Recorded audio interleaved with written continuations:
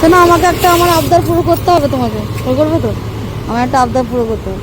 এইখান থেকে গলি দিয়ে ঢুকাবে, আপনার ওখান থেকে নিয়ে যাবে। তাহলে কিন্তু আওয়াজ করবে না গাড়িতে বেশি, হ্যাঁ, যেন আমাদেরকে বুঝতে না পারে। ওরম করো না, চলো না চুপচাপ। আমি কিছু চাই না, আমি খালি দূর থেকে দেখেই খুশি হব। আমি এতদিন পর এখানে এসেছি যেহেতু, হ্যাঁ, তো আমি খালি ওদের বাড়ির দিক দিয়ে যেয়ে দেখবো যে আমার বোনের মেয়েটাকে আমি দেখতে পাই কিনা।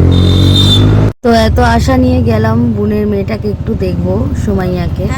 তো অনেক বছর হয়ে গেছে সুমাইয়াকে দেখিনি, তাই ওদের মানে পাড়া দিয়ে একটুখানি ঘুরেই গেলাম।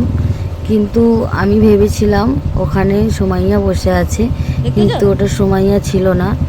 আশা করেছিলাম যে একটু শায়দ দেখা পাবো, কি করব, ভাগ্যই নেই আমার, তাই দেখতে পেলাম না।